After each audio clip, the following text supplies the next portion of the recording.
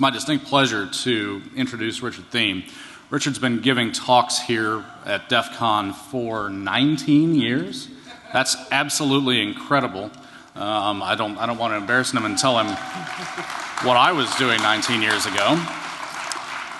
But, you know, whenever I go home, especially certainly being a goon and the old team that I was on, I usually missed most of the talks, but I always make time to go back and listen to Richard's talks. And this is going to be great, and it's also kind of cool. He was actually a guest on Coast to Coast AM, which I've been listening to since I was a kid. So it is my distinct pleasure to introduce Richard Thieme. Thank you. Thanks so much. Yeah. Thank you. Yeah, it really has been 19 years, and I know you start to look, as someone tweeted, like a deranged old man wandering around the con, and that was 3 years ago. So you accept your destiny. Josh Corman, who some of you know, cavalryman, he said, I want to talk to you and Dan Gear. I want to pick your brains while we still have you. And people used to not say that. So you have to deal with how you're perceived. And one of the things that it has done to grow older is you say, I've got to tell the whole truth as I know it, as I see it, for what it's worth. You have one brief span, right, to hold that bright, shining torch. And instead of whining and complaining that the world won't dedicate itself to make you happy, you want it to blaze as brightly as possible. And you want, at the end of your life, to be all used up because you have expended all the energy you have got. In doing that and trying to be of service and value to the people you have come to love, which includes this weird collection of people here at DEF CON.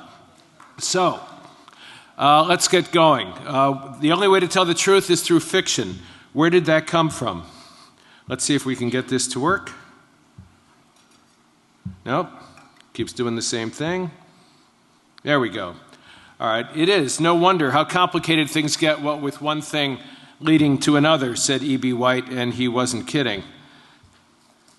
It's a Mobius strip. In other words, when you set off on the journey to find out what's real, you are walking on one side of the strip, and you are convinced that there is another side of the strip, and as you come around, you know how a Mobius strip works, you find yourself always on the same side. My intention is to describe here what the world since World War II has become. I did this at Besides and asked who had been born during or before World War II, and my hand was the only one that went up. In this room, there are probably a few more. I see some graybeards, but not many of you might know in a non-contextual way that how we have come to live and accept reality for what it is different than it was before the Cold War, which created postmodernism and deconstructionism as a necessity to understand or have a beginning of a clue to understand what's going on. I know we love to say out of the Matrix in Neo, you take the red pill, but my experience is the deeper you go after taking the red pill, the more lavender it becomes. And you've got a red and purple pill all the way down. We can never get to the bottom of it because the Mobius strip brings us back to where we began. So what I want to do is describe the conditions as I see them and hope that you will not respond to some people due to, when I do the talk on UFOs and government, how the government responded to UFO phenomena for 60 years by saying, I don't want to know that, because the national security state has created that as an essential bubble in which people will live their lives by choice, because the cognitive dissonance of knowing what is real in our lives, in our society, and in our nation is too painful, too discordant. Remember what Nietzsche said a long time ago. When one is confronted with the unknown or danger or discomfort, the first instinct is to abolish the discomfort and the pain. Any explanation, he said, is better than none. Because what you want to do is get your head rid of oppressive representations. One is not particular about how we get rid of them. The first one that explains it in a familiar and comforting way is the one that people grab a hold of. And the proof of pleasure is the criterion for truth. And therefore people believe a construction of reality which is congruent with their altogether present and previous construction of reality rather than allowing anomalous information in because it simply causes too much discomfort. And we call that explanation the truth. And then when we pass it around to other people, we have an agreement and a consensus, and then it becomes orthodoxy and even scientific truth. So, let us begin. I'm going to be talking about mind games, my book, which I'll be doing a signing 10 tomorrow, but of course I always have a backpack heavier full of books than I can carry if someone wants to buy one for a mere $20 before then. How did I come to write mind games? I can talk about this now in a way that I couldn't before Snowden. There's pre-Snowden life and there's post-Snowden life, even more than Manning and Assange. Shortly after 9/11, because of the friends and close colleagues I've made in and through this organizational structure, such as it is, there were some people from the National Security Agency who were very concerned after 9/11 because the executive order that came from the Bush White House asked them to do things which in their maturity and wisdom they had internalized we'd never do. We never do it because it's contrary to the Constitution and to the law. And they knew I had started writing in the 90s about how technology would lead and transform not only geopolitical boundaries and the way we have to behave in those in the new geopolitical world constructed by the digital transformation, but we would have to rethink ethics itself because our religious structures and our way of thinking about what is the right thing would also be transformed by the necessity of doing things which prior to 9/11 and prior to World War II, in fact, we found unthinkable because in the construction of reality by the prior technologies, they couldn't be done, but they could after 9/11. And they had been contrary to the Constitution and the law as they understood it because that understanding was constructed, as I say, by the framework created by prior technologies, which shapes the context of our lives. It's the ground in which the figure of our lives is drawn.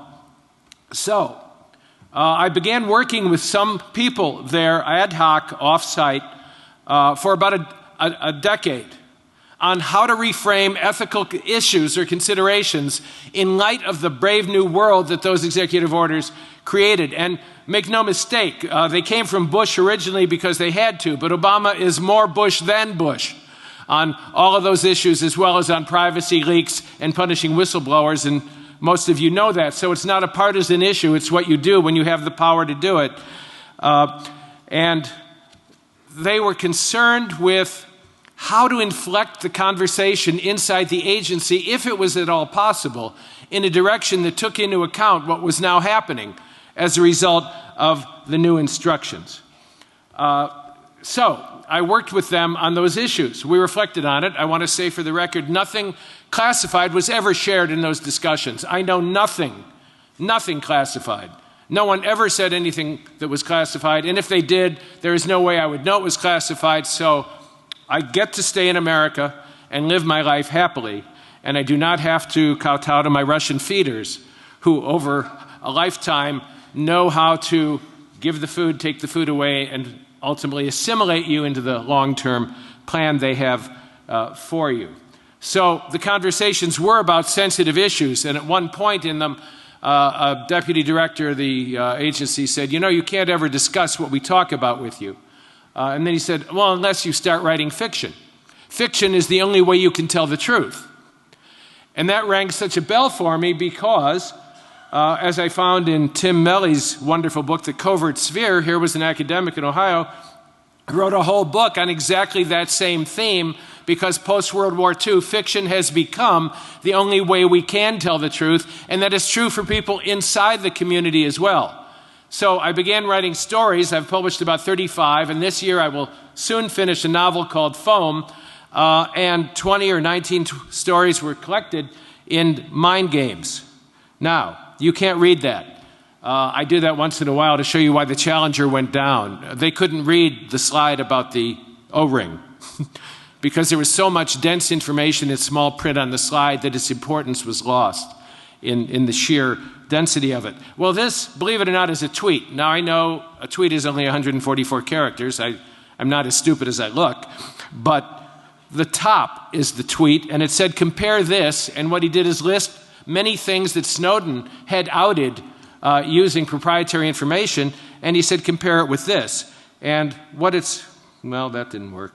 What it's compared with is a long passage that he photographed and attached to his tweet, which is the words of a dying intelligence agent who says, let me tell you, in effect, what we do. And he did a point-by-point comparison of what Snowden had outed and what my short story had said. Now, when the short story was published, I got a phone call from a different friend at the agency, and he said, this reminds me of 3 Days of the Condor, the Redford movie about the analyst who reads fiction to find out what's going on. 95% of your story isn't fiction, he said, but you have to know which 95% to have the key to the code. So he was right. And we agreed that people would think the stuff about Roswell, my little sci-fi scenario of aliens crashing their scout ship loaded with computer chips and fiber optics and the like, so that humans would build the internet because they were finding it so boring and tedious to go to cocktail parties in Georgetown to try to learn everything they could about us. And it was so much easier to give us the means of building the internet onto which we would then project the total contents of our lives and work and souls. And they could just download Earth thinking, which was much more convenient. Well, this is an agent saying, let me tell you what we do. I'm not going to read the whole thing. You can look at the story in the book. It's called 0 Day Roswell. But the part of the story that was true was all the things that he said is what we do, because I knew that this is what we do. The story was published in 2006. Now, Thieme, the academic I mentioned, said this: when democracy relies on entertainment to provide knowledge of its secret affairs, as in fact all of the stories one way or another in mind games do, the contradictions of empire are normalized to invisibility through a blurring of fictional and real operations. Now, here's an example. Animal Farm was an animated film, full-length animated film. I still call them cartoons because that's what we called them when I was growing up. But it was a full-length film of the George Orwell book, Animal Farm, and it was made by the CIA. It was created entirely by the CIA, manufactured by the CIA, and disseminated by the CIA through other fronts. And that was typical of what was being done in the 1950s. It was a suspension of democracy, a conscious decision by the government to suspend democracy in its actions in order to preserve democracy in its fictional context, i.e., our lives. And in that context, the CIA in the 50s and 60s became one of the largest sponsors of art and literature in the world. They stood up magazines, periodicals. My own encounter with that was I took a course at Northwestern from Stephen Spender, the British intellectual, and he was the editor of Encounter. And Encounter for 20 years was the leading non-communist left-wing periodical in Europe, intellectual periodical. And he claimed at the end, his wife Natasha said he was so naive he probably meant it, that he didn't know that for those 20 years, the only reason funds continued to flow into the magazine is that from the beginning to the end, it was a CIA operation.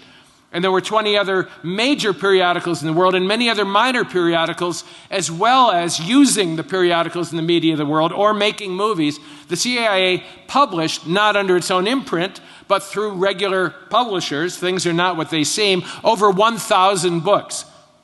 It appointed itself a Ministry of Culture to combat the Soviet Ministry of Culture.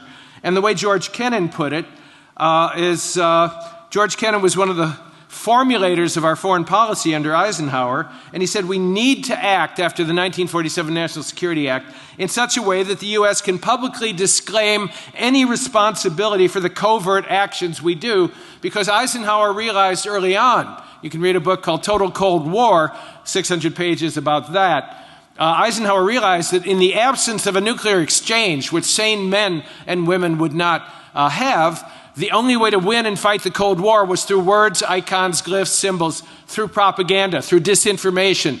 And there was no way to do disinformation that did not cause blowback, that is, that did not include all of the American people in the false scenarios and creative narratives that came out and through the media into the mind of society without having everybody part of that disinformation campaign. You couldn't deceive the Soviets without deceiving the American people.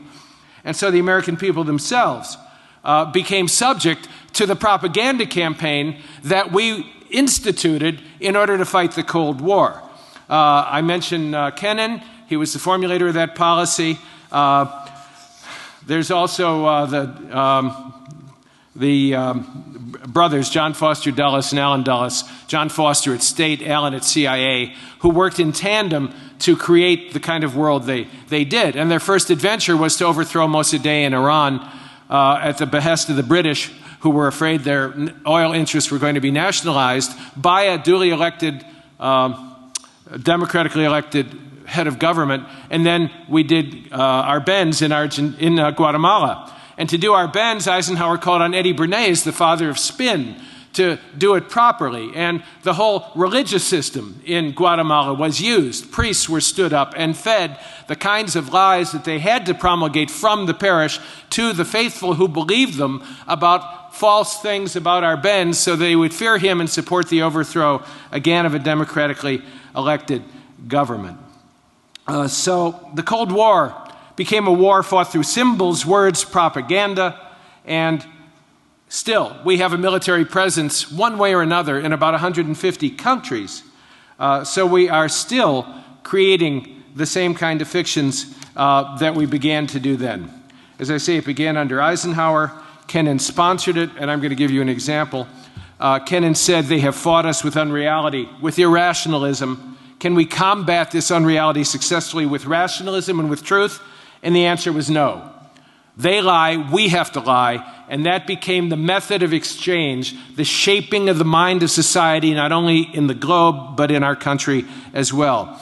And the problem was that when you do that, in a nation that is now governed by compartmentalization, one of my friends at NSA said, you know more about the big picture, that pointillism standing back, because you talk to so many different people and you sure know how to connect the dots. He said, I'm constrained by compartmentalization. The example he gave was that he only recently found out that a program he worked on at the agency in the 1980s, while stood up for one purpose, actually had a completely different covert purpose, and none of the people working on the program knew what that ultimate real intention and aim of their program was for about 20 years, because they did not have a need to know. And therefore, people inside the IC are often subjected to the same propaganda, the same narratives that we are, because they can't go elsewhere inside the IC to ask what the truth is. And out here we kind of can, but we can only express it without fear of jail or exile in fiction. So let's look at an example. The search for the Manchurian candidate. You're all familiar with brainwashing as a concept, correct? We all know what brainwashing is. It's terrible and is to be feared. We fall into the clutches of evildoers, and they so work on us, or they use drugs, or they manipulate our brains with bombardments of electromagnetic pulses, and pretty soon we're doing exactly what they said. And the Manchurian Candidate was promulgated through American life in fiction by Richard Condon, and then it was turned into a movie with Frank Sinatra, which was even better, because who doesn't believe Frank Sinatra, right? And so brainwashing became part of the fabric of our understanding of what the Chinese and the Russians would do to our poor guys if they were caught and subjected to it. But let's look at where brainwashing came from. Do you know the term came from a guy named Edward Hunter? He was a journalist. He was one of the many, many journalists who had contracts with the CIA. In fact, he himself was simply an agent of the CIA, as he subsequently revealed. He invented the concept of brainwashing as part of a propaganda campaign to mobilize support for our massive military buildup in the early 1950s. Dulles at State believed in what he read about brainwashing. How could Dulles buy that from his own agent? And I'll give you another example of that in a minute, of how easily that could happen, thanks to Secretary of State Haig and what he showed us. So They believed about brainwashing, what we came to believe about it. We were in a panic about it, and we needed to find out how it worked, so we began experimenting on North Korean prisoners in the same insidious ways we said they were experimenting on us, because like the digital world, if anything anywhere is a threat, you have to control the whole world. That's the rationale of our cyber thinking right now, and our terroristic thinking. You can't have anybody get through. So you spend a significant amount of money more than you would if you accepted some casualties and some damage. But our intention in dealing with brainwashing was to fuel anxiety about communism and its methods. Meanwhile, inside, of necessity, given what we thought they were doing to us, we needed to find out how these methods worked. And the programs that we instituted, things like, you probably know the names, Bluebird, Artichoke, MK Ultra.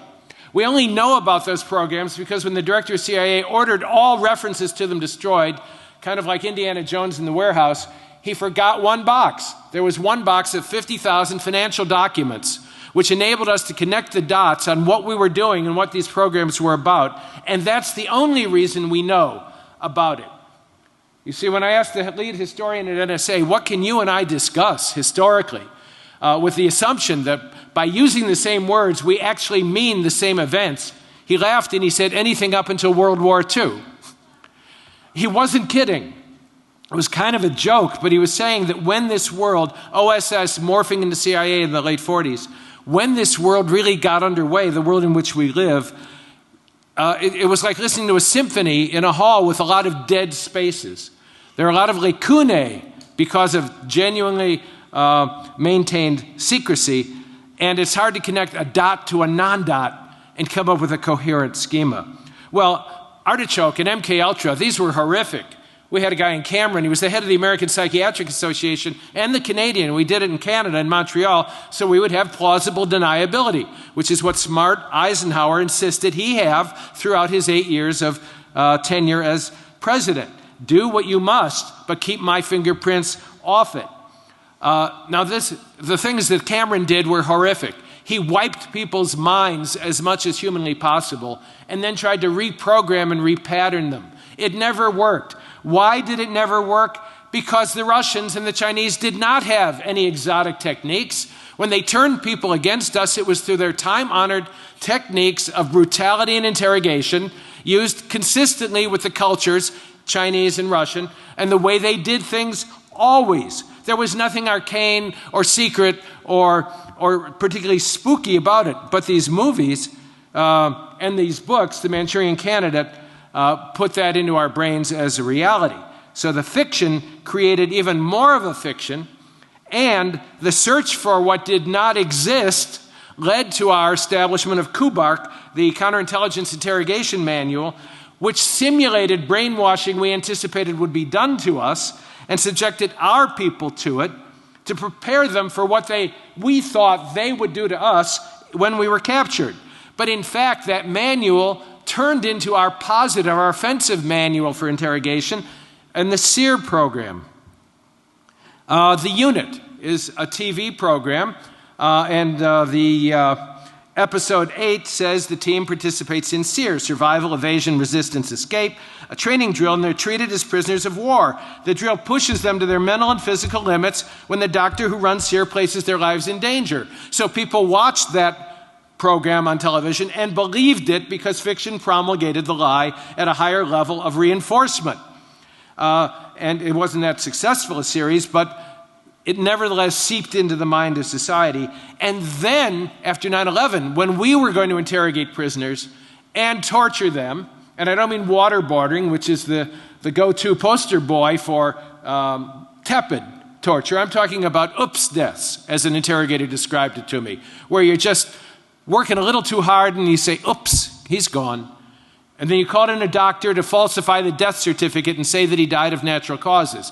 Documented by Steve Miles in his concern about doctors being used in contrary to our own principles at Nuremberg to monitor torture and improve on it from interrogation to interrogation, which result came from him going point by point through thousands of documents unearthed by the ACLU about who was where when interrogation took place and how it was done. a subject which I talked to the bioethicist at the AMA about exploring a little more, and he refused. He said if there's enough groundswell of support for looking at that, we will, but that's not our concern. Well, it isn't our concern, but the irony is that SEER manual then became the template for how we interrogated and tortured people. All down the Mobius strip, all back from the Mobius strip, when that pseudo-journalist working for the CIA created the notion of brainwashing, and it began its long journey into your minds, so that even while I'm speaking, there's at least somebody in this room who is saying, because of the discordance it creates, I don't want to know that. I don't want to know that. I would rather do away with the discomfort of knowing, because if the world you're describing is real, then how do I know what is real? And then the world tilts. And it's like riding the rotor at the old Riverview amusement park in Chicago. The floor falls away, and you're standing in the middle of the air, not sure where the firm ground is, and therefore, as Nietzsche said, you will adopt a schema or narrative or understanding of reality that makes you feel better regardless of how true it is. My exploration of how the government responded to UFO phenomena is full of that kind of response. Okay, so that's what happened with brainwashing. Now, I said I would tell you how it is that we come to know that we can deceive ourselves because of the chains of command and need to know. What you're looking at is the Soviet submarine, the K-129. It was a nuclear submarine, and it went down. And we wanted to retrieve it. But we didn't want the Soviets to know we were retrieving it. Now, along the assumptions that I've spelled out, this is what we did. This is the Hughes Glomar Explorer, built by Sunship to secretly lift a sunken Soviet submarine at the height of the Cold War. This wasn't the only project. This was through Howard Hughes. But a gentleman called me, and this is where you get some of your information. People who have retired or are dying, and they just want to say something, because the burden of not ever telling the truth about your own life and your own reality. Someone told me the other day about their grandfather or father who was in NSA, and what it did to his marriage for him to disappear for 4 months at a time and come back and be able to say nothing. Or as a friend at NSA said the other day, kind of chuckling, a young man was coming into the agency, he'd just gotten his clearances, and he was and his parents, who worked at NSA, were very concerned. Why? Because he didn't know that they worked at NSA, and they had lived with the family lie all their lives. Do you see that the very basis, if you want to look at what privacy, the lack of it, does to intimacy, or the lack of truth-telling does to the possibility of trust, you have those examples which are redolent throughout the intelligence community, where people are bound to speak only to one another according to the strictures and rubrics of their agency, but not to anyone who matters in their lives except through lies. The only way they can tell the truth is through fiction, but never the whole classified reality. Well, I got a call from a gentleman who was stood up by the CIA to create a proprietary, that is a false front, for a group like Hughes's group that was going to build a deep-sea diving submersible that would let us go down and get that submarine back up. Why do it 2 times? Why do it 3 times? 1, because you can, like the dog in the joke that I won't repeat. And 2, because when you put people in competition with each other in genuine ways, it's going to spur creativity. Both of these organizations did good deep-sea diving exploration and work. They made money. They were successful. But the covert purpose for which they really existed was to create something to bring back up that submarine. And my friend, he said, you know how we had meetings about that, and this is where you say to me, oh, people can't keep secrets. Yes, they can. The meetings would take place deep underground in bunkers. People would come from all over the country for the meetings, go way down. We would have our conversations, come up, and the meeting never happened. There are no records. There are no notes. And if you use the Freedom of Information Act, as friends both at Interpol and FBI have told me, you will never get what you want now because they learned how to game the system and use code to put the relevant documents in a different file that has a different name that you will never know. Therefore, your request will not be honored with the documents you seek. And if a few do turn up, it will cost you a lot of money for copying. So he led that project. And then a few weeks, just weeks before it was finished, he had to leave and move on to something else. And when he saw someone he had worked with on the project, he knew they had gone down. What happened actually was part of it broke off and fell back down, but part of it came up. and what we received from that information is still classified. And he asked his colleague and friend, so what did we find when we went down? And he said, I'm sorry, sir, you no longer have a need to know because you're not on the project anymore. So he, like me, like all of us, had to wait 20 years for the whole project to be declassified. Like MKUltra, I refer to Susan Hassler in the notes on the disc that you received. She wrote 2 great books. They're worth reading, Intelligence and Project Half Sheep, How the Agency's Alien Got High. And that second book is about Project MKUltra and how they tested drugs on people, what they did to people. She can only talk about it now because it's distant in time and therefore no longer a threat. And that's one of the things you have to do is just wait. Wait until it's no longer potent, and then you can tell more of the truth. And it doesn't matter anymore. Susan, her first book, I think my first sentence in my review of Intelligence, which is on your disc and it's also at the Amazon site, was there is enough anger, white-hot anger in this book to steam a skunk. Because she was so angry over the politicization of the CIA during the Bush administration. And if you want to see what Susan looks like, go to the HBO documentary In Search of bin Laden, and you will see that post 9/11 she worked with the cadre of people as an analyst to seek to connect those dots. So, even someone working on the project might not even know what it's about or where it winds up, unless somebody writes a story about it, the Manchurian Candidate. Because elements of the national security state are committed to the production of strategic fictions, simulations, and deceptions, as Melly said it. The mind of society must become confused about what is real and rely on postmodern deconstruction in a futile attempt to discern what is really happening in the wilderness of mirrors. I remember sitting in the rain with a friend from NSA, and I was telling him what I thought was going on, and he said, noticing my symptoms of secondary trauma, which were very real and predictable from the conversations I was having with people, including those who tortured and were tortured, he said, you know enough to know what's not true, but you can't necessarily connect all of the dots to know what is true. And you have to learn to live with that ambiguity and anxiety in your constant need-to-know machine effort to figure out what's real in your life. When I grew up, I was told that seeking what was real and acting on it was what we were called to do as human beings. But I didn't know that the societal context in which I lived would undermine that very project and make it impossible to complete, which is why I say the red pill turns into a lavender pill. The most effective way of doing this kind of propaganda is not just to lie. It is to provide a mixture of truths, half-truths, and lies. That's the best propaganda, and that's the most effective, because it can connect like children's blocks plugging into one another with the schemas or narratives already in our heads. Snap into place like those beads. If it connects to what we already believe is true, and it sounds like that, we will build the module up in our minds and believe it is true. So this can get us in a real mess. Let me give you an example. Let's see, there's Alexander Haig, Secretary of State. This is where it began, this particular story, in a small Italian newspaper where a piece of really great investigative reporting revealed that the KGB during the Cold War was sponsoring terrorism all over the world and supporting groups that were antithetical to the United States and its intentions.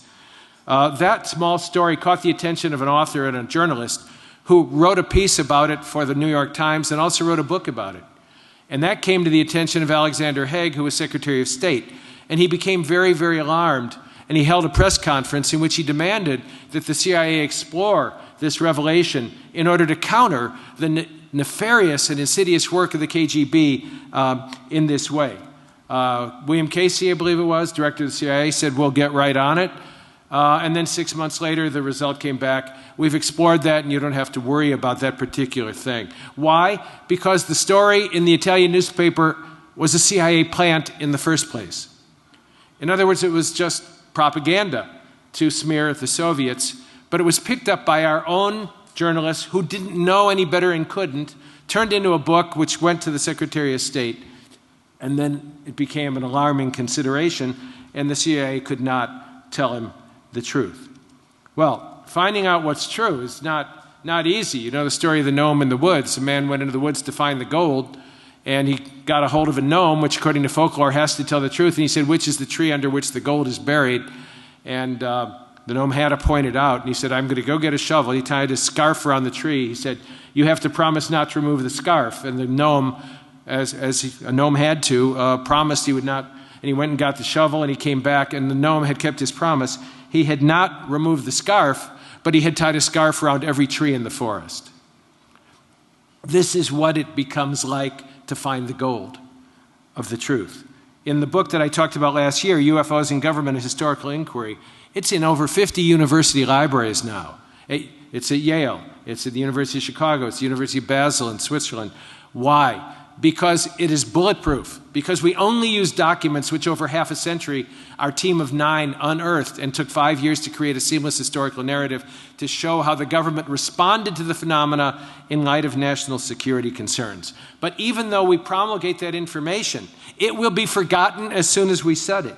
Why? It doesn't reach into our lives in a visceral way, the way the draft did during the 60s, turning young people into the street. It didn't reach into the lives of normal middle-class Americans like the Depression did in the 30s. And therefore, there is what you can call motivated forgetting. We have the experience or we hear the words and then we don't remember it. And the machinery of deception and cover, illusions, misdirection and distraction, and if necessary, ridicule or silence by authoritative voices, it just reinforces that fact. So this is from the UFO story as we told it last year, and I'm just pointing out that this was used as an example of cover and deception. This is what the CIA decided in 1953 after a flurry of sightings over Washington. They're not a threat to national security, but the reports are. Military personnel should be trained in proper observation. Programs should be created to debunk flying saucers to the citizenry. That policy really has never really stopped. Study them, learn what we can about the technology. Do not allow our enemies to learn what we know about the technology or even believe they exist. And so of necessity, the citizens of the United States, ridiculed and debunked and rejected, were treated as if they were enemies. And that's what Hynek said when he finally gave up, the astronomer. He said the public was in fact placed in the role of the enemy, against whom counter-espionage tactics must be employed. I frequently felt those in charge considered people who even took an interest in UFOs and wanted to know about them were treated as enemies. It is not just about that, it is about everything Snowden did as well. Okay, do you know who that is? Somebody tell me who that is. Thank you. Everybody knows who Jack Bauer is. If I showed you Haig and asked that question, very few of you would know who it was. But you know who Jack Bauer was. Well, listen to this quote now from Justice Scalia, citing 24 as relevant background for constitutional jurisprudence. This is a quote. Jack Bauer saved Los Angeles. He saved hundreds of thousands of lives, Scalia said. Recalling season 2, where his rough interrogation tactics saved California from a terrorist nuke, the Supreme Court judge etched a line in the sand. Are you going to convict Jack Bauer? He challenged his fellow judges. Say the criminal law is against him, as if the law doesn't matter. You have the right to a jury trial. Is there any jury in America that would convict Jack Bauer? I don't think so. So the question, this wonderful jurist concluded, the question is whether we believe in absolutes and ought we believe in absolutes. And his decision obviously was to believe them. Well, the Earth to Scalia communication was, Jack Bauer doesn't exist. It's fiction. But the way the program was promulgated through the program 24, and I'm working with a guy named Robbie Graham who's doing a wonderful book. It's on CIA influence and military influence in regard to UFOs, but it's how they manipulated and managed that program, which I just mentioned in passing, to debunk the citizenry in order to alter the media that came into the mind of society from the 1950s on. And it's all documented. If I have time, I'll get to it. Well, I'll say something right now. Space Wars, that's by a friend of mine, William B. Scott. Bill Scott said he could not get people to listen to what he was saying about how a small non-state actor supported by a state actor in the background could impair our satellite functioning significantly. And he was told by a director in Hollywood, look, and he told me this, he said, you make one mistake from the podium in what you say is true, you're ridiculed, your reputation is destroyed, and through the various wraparound reinforcing outlets of media, the mouthpieces of the media that are used, you will no longer have credibility. But if you make it fiction, he said, it's mind candy. He said, here in Hollywood, we've been doing that about things for a long, long time because mind candy goes down easily and people just eat it and absorb it and it goes into their mind and they just take it for what it is. So he wrote a novel called Space Wars to try to get the point across. It also keeps him safe. No, I don't want to go there yet. Well, all right, I'll go there.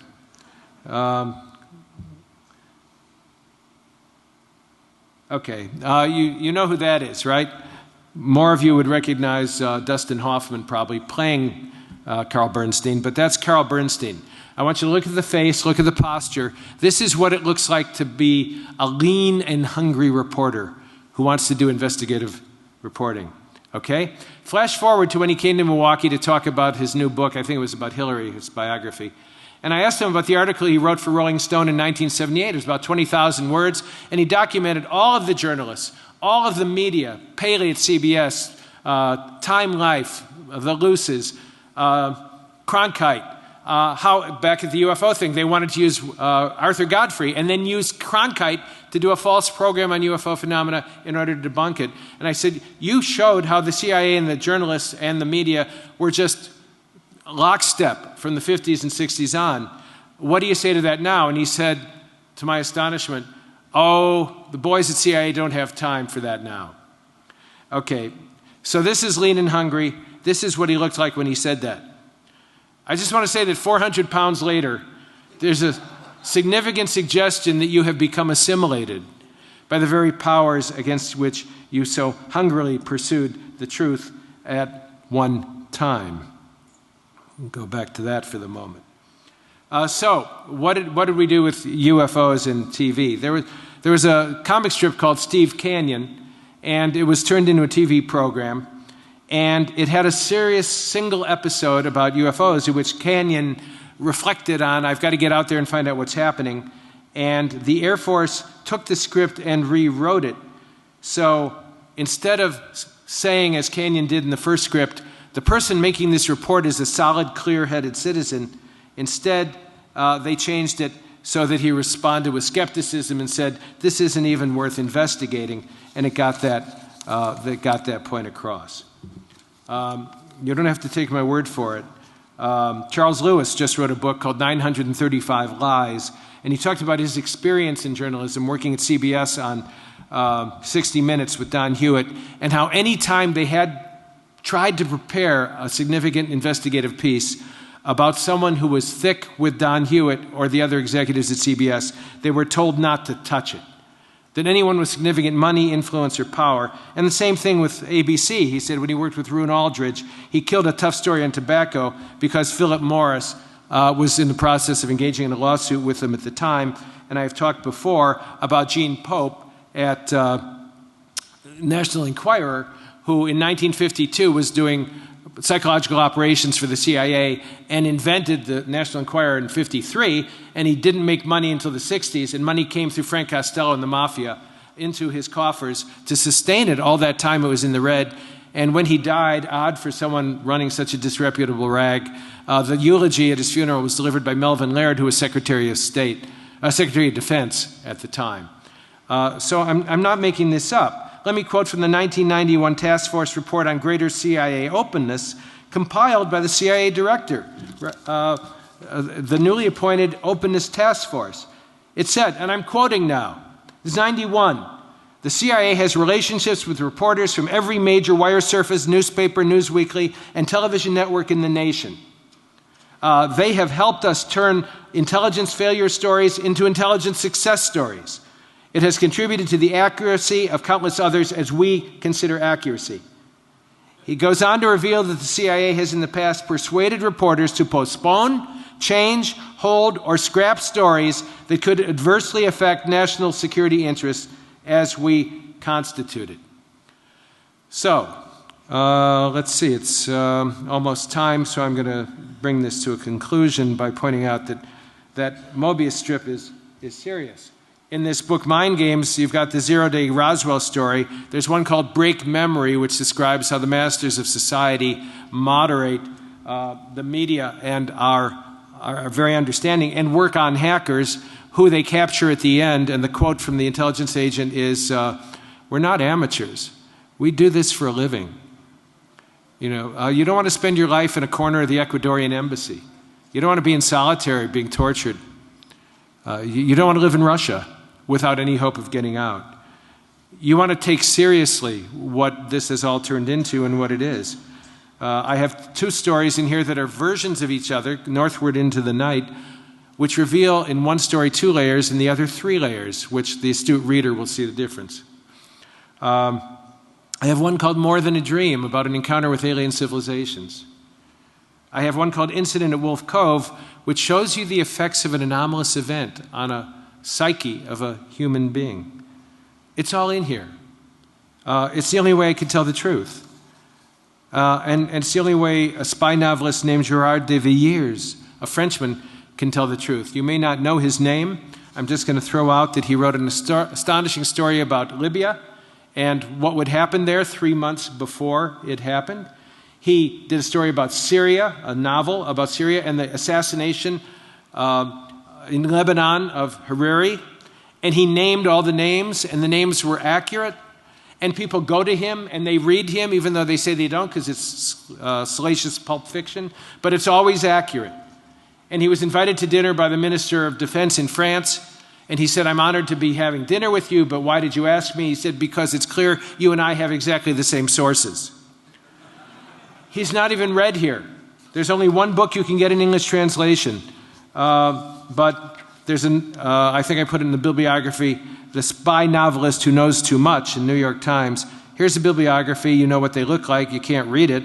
But if you want it, give me your card afterward or connect with me at themeworks.com, and I'll be glad to respond to you with anything you want to know. I always say that I belong to this community.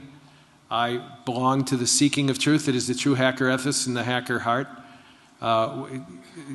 It is a lot like the game. The guy came into the western town to play, and he said, I want the game. And he says, down to the saloon. And he went and he watched the roulette wheel for a while. And he said to the guy next to him, he said, you know, this game is crooked. He said, yeah, I know, but it's the only game in town. So you may not be able to play to win, but you got to play. Or else the red pill isn't even a lavender pill. It's a blue pill, and you're wholly owned, and you don't even know the loss of authenticity is the most corrosive power to your psyche, soul, and heart that the world can visit upon you. So connecting with one another in stealthy and appropriate ways in order to at least discover the truth, in order to strategize, to find a way, in little ways, to act on it in any way that might make a difference. That's really the heart of the hacker ethos. Okay, I've got a couple of minutes, and there's no Q&A room anymore, but I'll take Q&A out there at the bar or wherever I see you. I'm here until Sunday afternoon. And if you have a question now, got a question back there? Or are you just waving at me? Anybody have a question? Yes?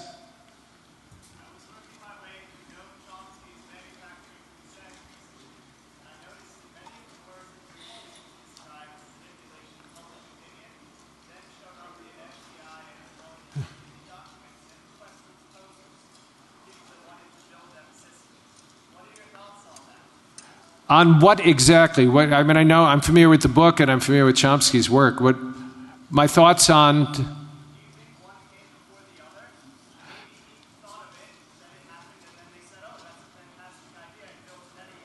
That's possible. That's all I can say is that's possible. There are different scenarios. I learned doing the research for the UFO book that unless we can nail it down and make it bulletproof with solid documentation, all you can say is that's interesting and that's possible, but that's all I can say. Anybody else? Question? Where? At what point in your writing career did you decide to... At what point did you decide to fictionalize When my friend, the Deputy Director for Homeland Defense at the NSA, said to me directly, you can't talk about what we talk about with you. And then he paused and he said, unless you start writing fiction. Fiction is the only way you can tell the truth. That's a literal statement about a conversation we had personally. And I returned to writing short stories. As I said, I published 35 of them since then, and I'm about to finish a novel, and Mind Games was collected. 9 Games is about 4 kinds of non-consensual reality: intelligence work, hackers, encounters with alien civilizations, and deep states of consciousness, and what we see and feel and experience when we genuinely have the courage to explore in a bathysphere the psychic connections between us and who we are as a kind of composite organism. It's 4 kinds of stories, and that's when I did it, because what he was saying made sense. And we took very deadly seriously the almost failed effort to try to inflect that conversation inside. You know how it hasn't happened, but there are words inside in policy which suggest people do something along the lines we suggested. But this is a huge issue, and when your task is to defend and protect America as you understand it, you put everything else on the back burner. And when you go to the White House in the morning when you're elected and they hand you the briefing from the night before, the 10 worst threats, any human being who's sane is going to say, what can you do to stop these? And when they tell you we can do this and this and this, you're going to say, do it. Do anything humanly possible to stop that. That's it. Question later? Yeah. Okay. Thank you very, very much. Appreciate it.